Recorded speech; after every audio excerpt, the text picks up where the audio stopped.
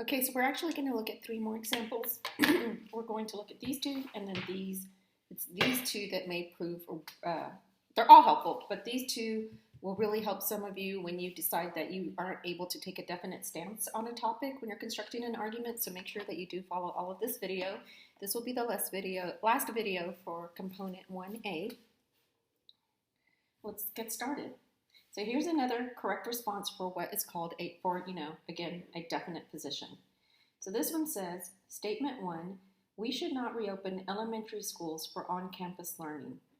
So by the way, as you can see, by starting with a statement that is your conclusion, you can think of this kind of almost as a topic statement, okay? But I don't want you to think of the opening sentence or statement as merely a topic statement because like in English, or in other classes, when you have your topic sentence at the beginning of a paragraph, you're not necessarily following up on that sentence with reasons, with statements that function as support to justify the truth or accuracy of a claim that is made. So I don't want you to think of it as just the same thing as a topic sentence, but it does also function as that when you're giving a conclusion in an argument at the beginning of a paragraph. So right away we know that this is what is going to be, or at least they claim they're going, by doing the assignment, if they follow the instructions, that this is what they're going to be arguing for is statement 1. We should not reopen elementary schools for on-campus learning. Statement 2, the coronavirus is easily spread. Statement 3, children at the elementary level of education are not disciplined or mature enough to follow all of the guidelines associated with stopping or slowing the spread of the virus. Statement 4, it does not seem realistic to think that they will do what is necessary to keep the virus from exploding on their campuses. And of course, they're talking about the children. So like I stated in my main conclusion, the core of that statement is right here. We should not reopen the elementary schools.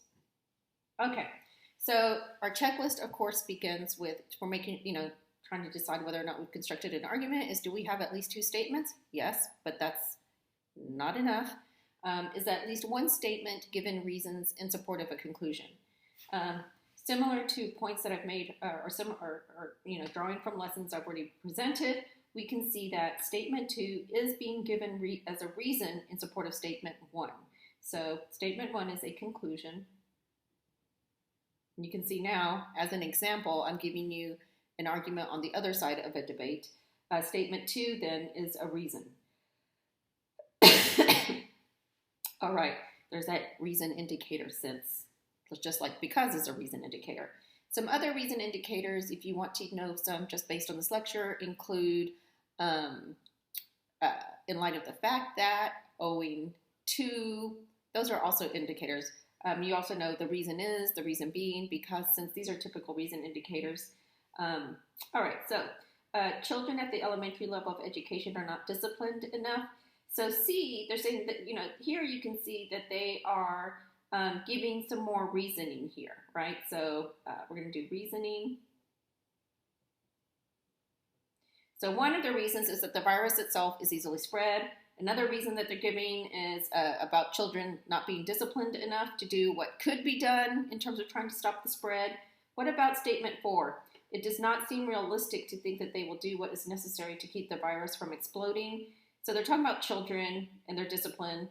And notice the word hence. So the word hence, okay, is a conclusion indicator. If you decide to use a conclusion indicator for your first sentence in constructing your arguments, you cannot use hence. Hence can only be used when you've already given a reason in a paragraph.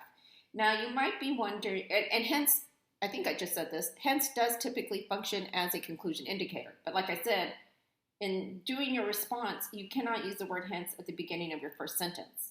The reason why hence is being used is because this argument, even though it has a definite position, actually argues in steps. So basically, it has what we could call a main conclusion and a minor conclusion. And I bring that up only because some of you might end up doing this unintentionally, and that's perfectly fine. We'll learn more about arguments that have what we can call a main conclusion and a minor conclusion later in the semester, that we'll be using different terms unless I change the wording of the lesson by the time you get to it. So what's going on then is Statement 4 is functioning as a conclusion, but we're going to call it a minor conclusion. You should probably put over here, right, that this argument has what is called what we're going to call for now a main conclusion and a minor conclusion. You could also write that you do not have to have a minor conclusion. You can just have your first statement as your conclusion. So it is not a requirement that you have a minor conclusion. So what happens in this kind of in an argument like this is the person will argue for first one conclusion, and once they establish that conclusion, they use that conclusion that they've already argued for to support yet another conclusion. Or they can do it backwards. Or they can do it, I don't want to say backwards, that makes it seem like it's wrong. Or they can do it in reverse order. They give their main conclusion, and then they give additional reasons to support it, including another conclusion that they've argued for with reasons as well. Okay, so then this would make this our main conclusion in this argument. So notice that they're saying hence. Hence is telling us, here comes a conclusion, and using my college level reading skills, I realize that they think they've already given reasons. And so the reasons that they have given are in statement 2 and 3. So let me just give you a visual of what the structure of this argument looks like. So basically they're using statement 1 as a reason. No, not statement 1, statement 2 as a reason. Then they're using statement 3 as a reason. Then they're using statement 4 as their minor conclusion. Okay? Then you see they say so. So is also a typical conclusion indicator, but as with hence, you cannot use hence or so as a conclusion indicator for your first sentence in your argument responses. You can only use so as with hence when you've already given reasons. That's why it's okay to use so here, as it was okay to use hence here. Like I stated in my main conclusion, so here they're actually using the word main conclusion, right? Where's the main conclusion? Up here. We should not reopen the elementary schools. So what they're doing here is they're re-emphasizing their main conclusion, right? Their main point that they are arguing for with all the other statements. So we wouldn't say that this is another conclusion. This is just the main conclusion repeated. And you're going to learn more about this when it comes to you analyzing the arguments of others. But I need to go ahead and let you know that this is a possibility when you're constructing your own answer. So the main conclusion repeated. But it's not a new conclusion, okay? Statements 1 and 5. Rhetorically, this is beautiful. And if you'd like to do this, where you'd like to re-emphasize the conclusion that you are arguing for, maybe paraphrase it or word it differently, that's lovely. It's like tying a little bow and at the end of your argument response, reminding the reader of what it was that you were giving reasons in support of. So that's beautiful. Just keep in mind that that's what you're doing, or the main conclusion. All right, okay, which is repeated in statement 5. So we're not going to put statement 5 in here because it's the same thing as statement 1. Now the only reason why I'm showing you this is to visually present what's going on here, and that is they've argued in steps. They started with their main conclusion. But to support their main conclusion, they need to argue for what is in statement 4. To argue for statement 4, they offered statements 2 and 3 in support of statement 4. In other words, they argued in steps. This argument goes in steps. Now, you can think of them as statement 2 and 3 offer support for believing statement 4, the minor conclusion, is true, plausible, or accurate. And because they have given, and because in light of the fact that they believe that statements 2 and 3 adequately support statement 4, the minor conclusion, they then use the minor conclusion, they believe that their minor conclusion offers good evidence or reasoning or thinking for thinking statement 1 is true. So this is just a visual to kind of help you see that there are steps. So this is kind of necessarily in this paragraph, they don't go in this order, but in fact, they go in this order. They go statement 1, so they give you your main conclusion, and then they give 2 reasons in support of a minor conclusion. That's possible. In everyday life, these statements could come in any order. The main conclusion, the minor conclusion, the reasoning. I'm just trying to show you what's going on here structurally. Another structural way to see what's going on here is that they are giving statements 2 and statement 3 in support of statement 4, the minor conclusion, and then the minor conclusion is used to support statement 5, the final conclusion. That said, this is warning. You might want to write the warning. This is not the actual flow of the argument in here, right? Because of course in the paragraph, you have to start with the conclusion, right? Either it's going to be a main, oh, sorry, this is minor conclusion. I shouldn't have said final conclusion yet. This is the main conclusion. All right, pay attention to the big ideas in here. By the way, to help you see this, here this would be S2, a reason is given in support of S1, a conclusion. So arrow means support. So I'm just kind of giving you another visual to understand what's going on. Here you can't do a diagram because this isn't an argument. Here it's the same thing. Statement 2, a reason is given in support of statement 1, a conclusion. You're not doing these diagrams. I'm just showing you how you can think about and giving you another visual for you to understand this. This one, the argument diagram would be a little bit different. Plus S3, so a reason. And actually, we should reopen this 5. That's a reason. Reason? No, I can't believe if any of you caught that. That is not on autopilot and intellectually. That is, but I made a mistake because I need to do a correction of the video and not show you the mistake of it. It stands for, these are all reasons, and they're all used end, whether you. Okay, so we've been working with foundational writing prompts and questions and case studies that you cannot make up your mind. You don't know what to think for sure. You don't know for sure what conclusion you want to offer. As we will see in component 1C, there is an option. So you don't have to fake a definite response, and you don't have to be inauthentic and claim a definite response just to do that argument. You're going to get 2 options. One option is to write so both options still require that you write an argument, but the approach is different. And the approach is that you're arguing for a slightly different conclusion. And your conclusion is that it's not rational for you to take a definite position. And then you have to support why, give reasons as to why it's not rational. When we're talking about rationality, we are talking about a core aspect, a core value in philosophy. For extra credit at the end of foundational writing assignment, what did I just say when working through the second example on page 4 of this document? What did I say is a core value of philosophy? What word? What word names that core value?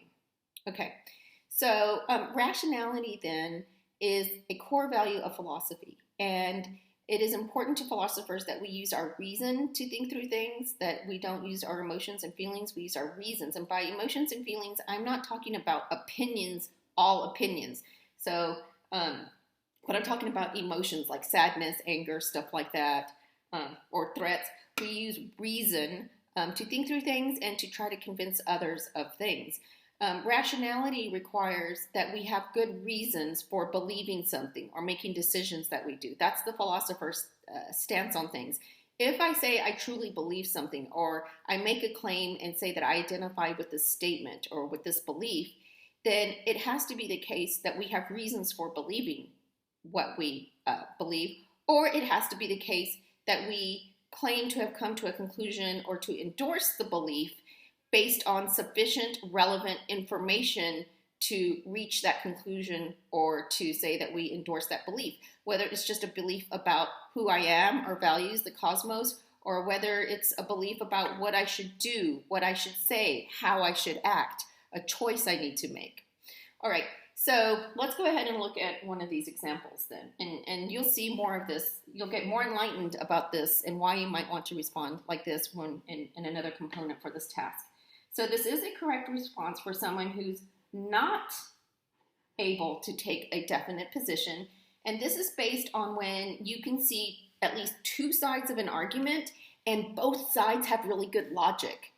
Have you ever seen that, where you're looking at a debate or you're listening to people argue and they both offer really good arguments and you can't decide because each one is so good? That means that even though both sides offer reasons in support of their conclusions, rationality is evidenced, that in and of itself is not enough to help you decide. Hence you would just have to arbitrarily pick a position or go with your mere emotions, and that's not rational. Okay, so let's go ahead and go with this. So statement 1 here is, it is not rational for me to take a definitive stance on whether we should reopen elementary schools for online learning. Okay.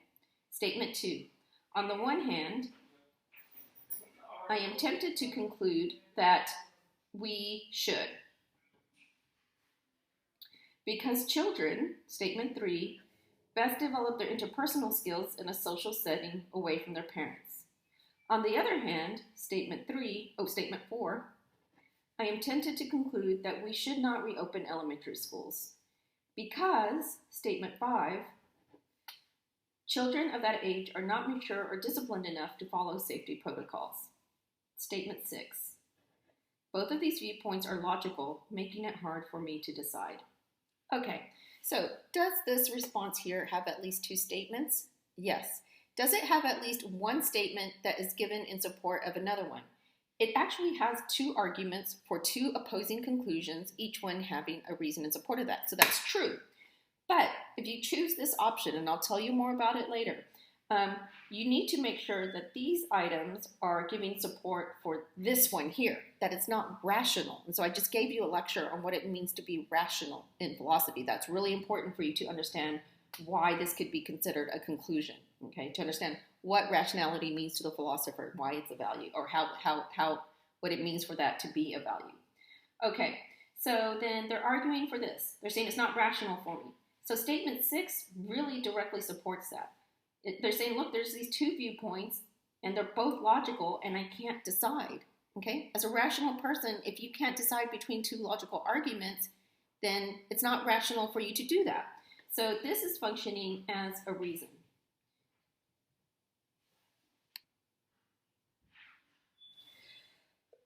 All right, so this here is a conclusion, and it turns out that this is going to be a main conclusion. Okay? It's not rational. Okay, so, and the reason why it's not rational is because they can see 2 viewpoints that are logical, so they can't decide, and they tell us what these 2 views are. So they say on the one hand, so there's many terms that you can use here, so you can use a different phrase. I am tempted to conclude that, now I've said that this is a statement, which it is, but the conclusion itself is we should. So we should what? We should reopen the elementary schools. So that is going to be a minor conclusion. Okay, and then the reason given, as we see here with because, in support of reopening the schools is that children best develop blah, blah, blah. So that is a reason given right there.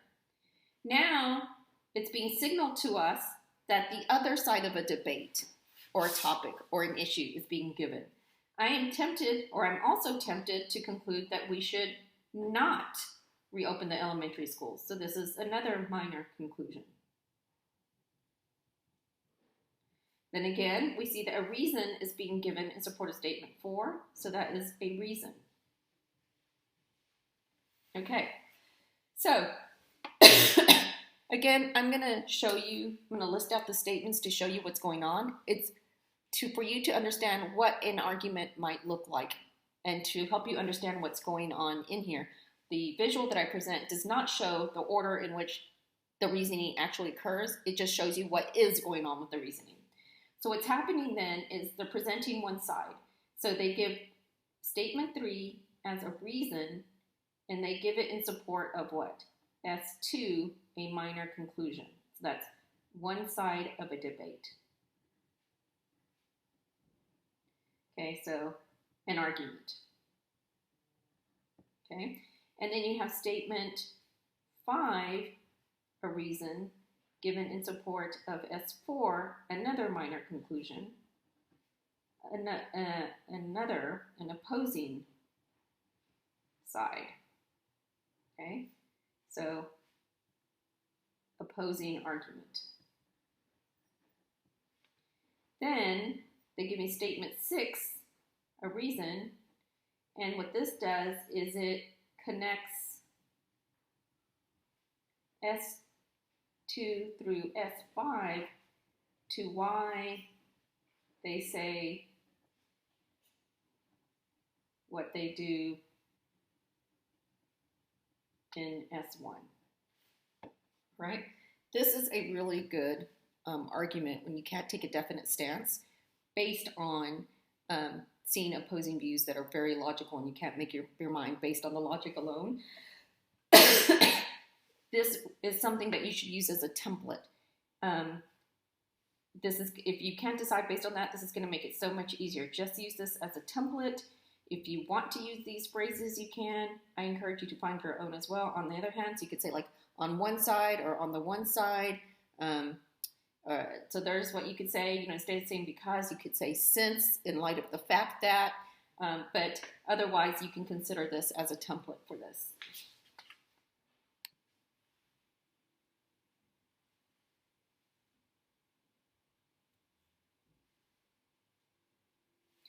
Okay, so this is the last example that we are going to be looking at, and again, you can see it's a correct response for someone not able to take a definite position. Let's just go ahead and get into it. So we've got statement 1, it is not rational for me to decide whether we should reopen elementary schools for campus learning. Statement 2, I need more information. Statement 3, I need to know what safety protocols would be in place. Statement 4, I would need to speak to school administrators. Statement 5, I would also need to know whether the safety protocols are sufficient for keeping children from getting and spreading the coronavirus. Statement 6, I would need to speak to health professionals. Statement 7, I would also like to know whether children can handle another semester of learning from home in front of a computer. Statement 8, I would need to speak to psychologists. Statement 9, I have not spoken to any of these people. Statement 10, I don't have the information I need to rationally draw a conclusion. And this information is, okay, so this is what's called a conjunction. So I'm not going to, this is a statement, but it's really what we might call a mega statement. It's saying both A and B are true at the same time. So I'm just going to number and bracket this as one statement. That is not always the case. And you'll have to learn how to deal with that later. And we'll get to that later. Okay, so wow, this argument has 10 statements. Arguments can be so much longer than this, and they're definitely more complex in philosophy. Let's go ahead and look at this. So, of course, this is going to be a main conclusion. So one thing to notice is that if you do decide that you can't make up your mind, that it's not rational for you to decide on a definite position, your argument is probably going to be longer. It's definitely going to have more statements and more sentences. So then they say because, so there's a reason indicator. They say they need more information. Okay, then they say what kind of information they need. I need to know what safety protocols would be in place. So that's a conclusion indicator. I would need to speak. So they're drawing a conclusion. So that would be a minor conclusion. This here is being given as a reason. Okay, and so I'm going to start kind of showing you what's going on here. So they give statement 3 is given in support of S4. Okay, so reason, minor conclusion. Then they say, I would also need to know whether the safety protocols are sufficient. Hence, so there's another conclusion indicator. So they're saying 6 follows from 5. So 5 is a reason. 6 is another minor conclusion. Okay, so then S5 is used to support S6. All right. I would also like to know, right? And then they do another so they're telling us what they need to know. They draw a conclusion about who they would need to talk to get that information. So here's another reason. Here's another minor conclusion.